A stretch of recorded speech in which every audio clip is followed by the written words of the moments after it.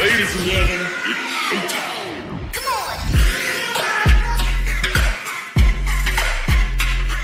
Are you suffering from a health problem? Any chronic health problem? Diabetes, back pain, knee pain, thyroid, constipation, acne, high blood pressure, PCOD, low energy, obesity, or even excess weight? What if I tell you that changing your food can cure your disease? Which means that if you change your diet, follow it religiously, and get your blood tests done after 3 months, you will not have that disease anymore. Now, you probably wouldn't believe me. Huh? But what's the relation between my diet and my disease? Food doesn't cure disease, medicines do. You might be thinking, what if I tell you that thousands of people around the world are giving up medicine and curing health problems by changing their diet and lifestyle? In this video, I'll share one simple diet plan that was first suggested to me by my guru. I followed it religiously and I cured my thyroid, PCOD and hair fall without medicine. I've suggested the same diet to hundreds of people and they've all been able to cure diseases. But before I give you this one diet plan and explain you what food to put in your body, you must take out the undigested food from your body. The waste, the toxins sitting inside. Meaning, knowing how to detox is even more important than knowing what to eat. For example, if you accidentally put in diesel in a car that was meant for petrol, it won't work, right? To make it work again, first you need to take out the diesel and then put in the petrol. Same with us. Our body is meant for this. Fresh fruits, vegetables, plants straight from nature. But we accidentally fed it with this. Too many grains, oils, breads, paranthas, soda, snacks, food that's packaged. No wonder our body is not properly working and has all these diseases. So step 1 is to take out the bad stuff, the undigested waste sitting inside. And step 2 is to put in the good stuff, the right food. This video covers only step 2. Make sure that first you watch step 1 by clicking on this box above. In step 1, I share 3 powerful ways to remove toxins from your body. Okay, coming back. I don't want to give you a scripted diet plan and say, hey, this is what you have to eat for breakfast, lunch, dinner. No. First, you must understand some basic principles about natural food. If you want to be truly healthy, you need to look for 4 qualities in your food. Your food should be 4 things. Number 1, it should be living. See, if you bury something in the ground and water it for a few days, it should grow into a plant, right? For example, if you take a lentil seed, bury it in the soil, after a few days, you'll get a sapling. But if you plant any junk like Maggi, let's say, do you think you'll ever get a wheat plant out of it? No, because unlike the lentil, the Maggi doesn't contain any life, it doesn't contain any prana, and therefore it cannot produce more life. It's a dead food. And how can something that's dead bring life to your body? On the other hand, fruits, vegetables, nuts, grains, seeds, sprouts, they're all living foods, and when they enter your body, they bring you life. They extend your age, cure your disease, flush out the toxins sitting inside your body. In the Bhagavad Gita, chapter 17, do you know what Lord Krishna says? He says that food should be eaten within 3 hours of being cooked. Because after 3 hours, it becomes tamasic. It starts to lose the life energy or the prana inside it. That's why in the yogic culture, they don't eat any sabzi or rice or chapati if it has been kept for more than 3 hours. Same with our grandparents. I mean, they used to eat everything fresh, right from the stove to the plate. And now what's happening? People store sabzis in the refrigerator for the next 2 to 4 days. They take a little out every day, eat it and then store it back. They're eating stale, basi food. They're inviting cancer into their body. If something is cooked on fire, you have to eat it within 3 hours, maximum 5 hours. Now, tell me one thing. Why only apply this 3-hour rule to sabzi and chapati? What about all this? Can you even imagine how long back these foods were cooked? Forget 3, hours or 3 days. Most of them were cooked maybe even 3 years in advance and have been stored in packets, bottles, cans and boxes after being lathered with synthetic chemicals so that they don't appear to be stale or smell bad. These chemicals might increase the shelf life of these products, but they decrease the shelf life of our own bodies. Actually, if you think about it, these are not food. The products made by a company who wants to make a profit like any other business. They're dead. They have no life energy left inside them. So rule number 1 is to eat living food. Nothing bottled, tinned, packaged, frozen or processed. Nothing man-made in a factory. Eat living foods straight from nature. Fruits, vegetables, sprouts, coconut, juices, grains, nuts and seeds. Instead of munching on biscuits, munch on coconut slices. Instead of popping soda cans, pop coconut waters. Instead of having namkeens, have platters full of fresh fruits or salads. Second, eat food that is wholesome. See, Mother Nature knows best. She does not make mistakes. There's a reason why she hung dates on trees and not sugar. There's a reason why she gives us olives but not olive oil, potatoes but not potato chips. All foods that come directly from plants or trees or from the earth are wholesome. They've not been, subtracted of anything. Nature has done a lot of planning before making every food. She has given each food item a specific ratio of protein, fats, nutrients so that we humans can easily digest and eliminate it. If we fragment it by consuming only a part of it, or by stripping away its outer layer, or by squeezing out only the fats from it, we totally change it from nature's original design. So for example, eat brown rice instead of white rice. Brown rice is wholesome, it's the real deal. When we remove the bran from it, it becomes white rice. The digestive mechanism of the rice lies in this outer bran that we so conveniently just decide to throw out. Eat dates or jaggery instead of sugar. Dates are wholesome, sugar is fragmented. Eat whole coconut instead of coconut oil. Eat the whole olive instead of olive oil. When eating wheat, eat only whole wheat along with the outer layer, or what we call choker in Hindi. Do not sieve it before making your chapatis. Third, eat food that comes from plants. No meat, fish or eggs. Nature has not designed our body to consume these animals. What should I do? I will create a separate video on this topic in the future. Your next question may be, what about milk and dairy? Look, as a substance, pure cow milk is very good. But the problem is that milk that we're getting today is actually not even milk. What we get in these Tetra packs is a white liquid made of milk powder, urea and dangerous chemicals. Do you know that the World Health Organization has warned the Indian government that milk today has become so contaminated that if we continue drinking it, by 2025, 87% of India will be suffering from serious diseases like cancer. And this was in the Economic Times recently. In the description of this video, I've linked a video showing how detergents like Easy and urea is used in this milk to make it store for longer and to make it thicker. Now, even if you get the purest form of cow milk straight from your farm, straight from your own cow, even then you cannot digest it if you're suffering from a disease or if you want to lose weight. Pure cow milk is very good for athletes or small children whose height is growing, but not for us who spend 8 hours a day in front of a computer screen. We simply cannot digest it because it's a very, very heavy food by nature. 1 glass of milk is a complete meal on its own. Good news is that there's a substitute which can give you all the same nutrients, protein and calcium. Difference is that your body can actually digest and absorb it. Do you know what it is? It's coconut milk. Coconut is one of the best foods on earth. There's a reason it's called Shrifal in Sanskrit. And there's a reason why every birth, every marriage, every auspicious occasion in India starts with the breaking of a coconut. Always make your coconut milk at your own home. It's very easy. The links for all the recipes are given in the YouTube description below. Fourth, your food should be water rich. See, there's 2 kinds of foods, water rich and water poor.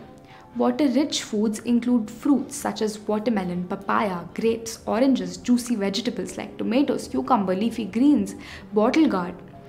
Water-poor foods include grains, rice, wheat, chapati, dal, nuts, seeds, and starchy vegetables like potatoes.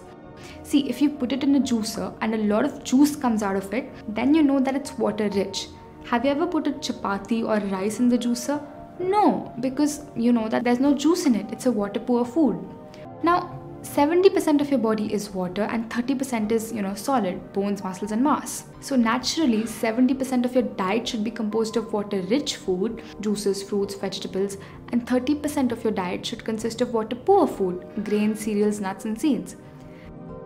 Funnily enough, most of us eat in the exact opposite ratio. We eat grains thrice a day and as a result we're drying up. So in summary, number 1, eat living foods. Eat foods that come straight from the farm to your kitchen.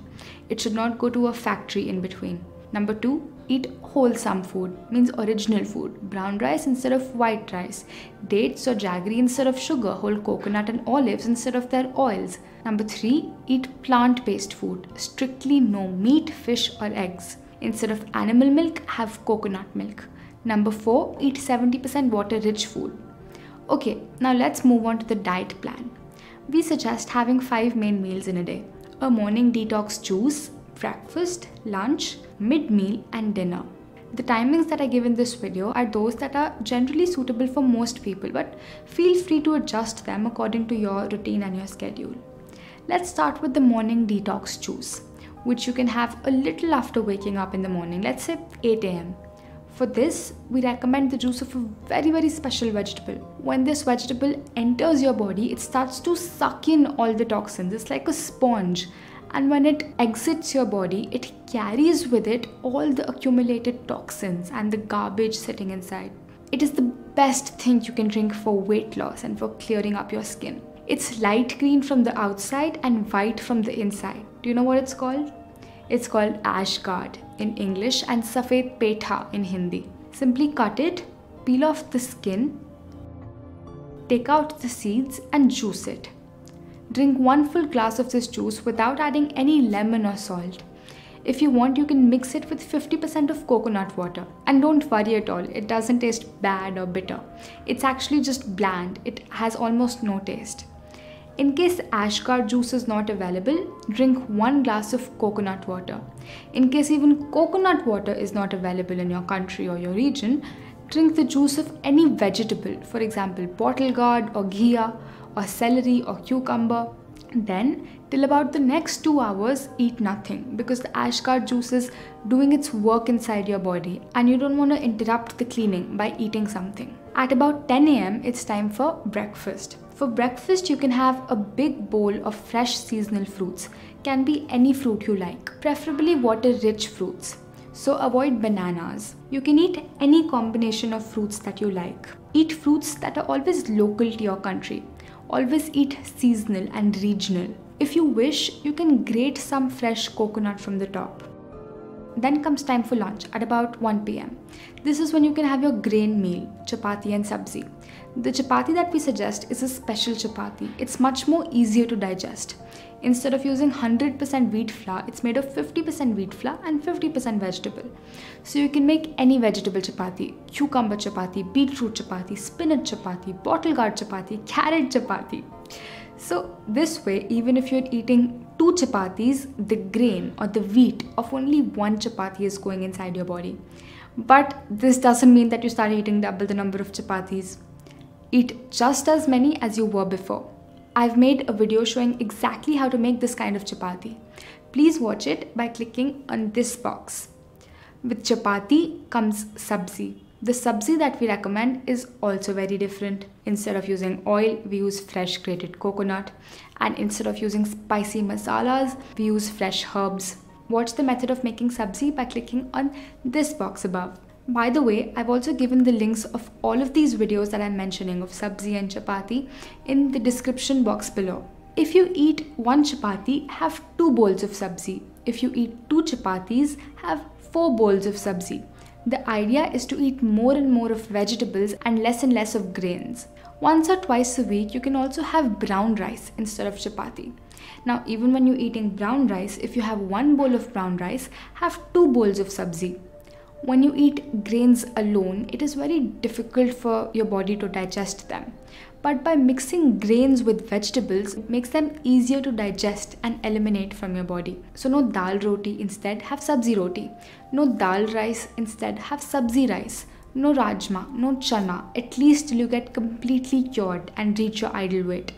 See, it's not like dal, which is lentils, is wrong. It's not like rajma is wrong. It's just that in our modern lifestyles where we spend most of the day sitting down and work out for just 1 hour a day, we cannot digest it. Our grandparents could easily digest it because they didn't have laptops or mobile phones. They used to walk everywhere and they used to work hard in the sun in their farms for 6 to 8 hours a day. So they could afford to eat a lot of grain.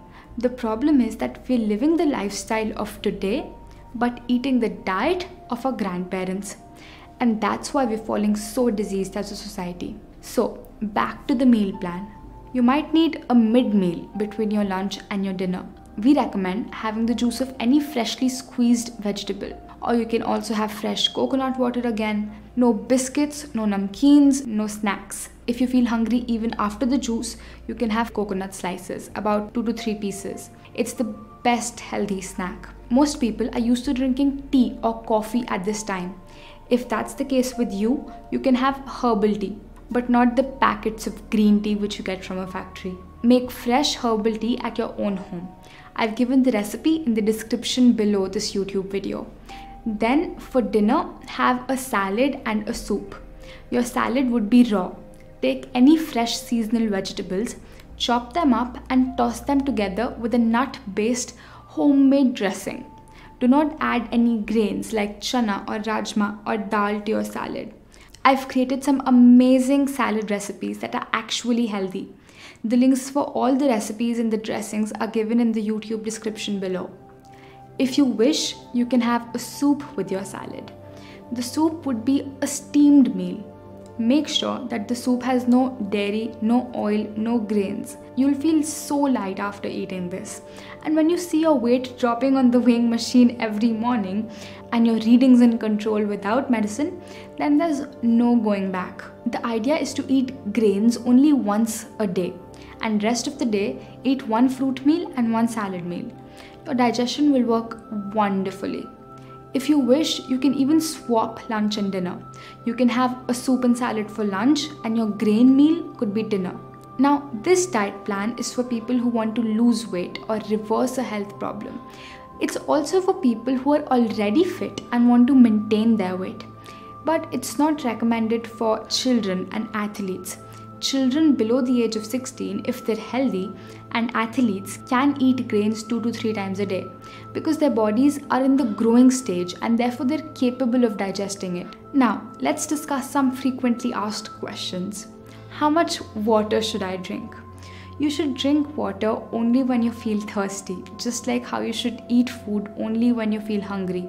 No need to forcefully consume 8 to 9 liters of water every day when there is no physical need for it. It puts undue pressure on your kidneys. Next question. For how long should I follow this? Follow it till the time you want to stay healthy and fit and not want to get diseases in your body. See, what I'm giving you here is not a diet plan for weight loss. It's a lifestyle. It's a way of living and eating the way that nature intended. The human body is a precious gift that God has given to us. And day by day, week by week, year by year, time is passing. Every morning we wake up, look at ourselves in the mirror, and we wish we didn't have all that excess weight. We wish we didn't have to start our mornings popping pills or with medicine. I don't want that all your life you just keep wishing. I want you to experience what it feels like to have an optimally functioning human body, to have no disease or disease seed inside you. I want to empower you to be your own doctor. All I'm here for is to connect you back with nature. Goodbye for now, and I'll see you in the next video.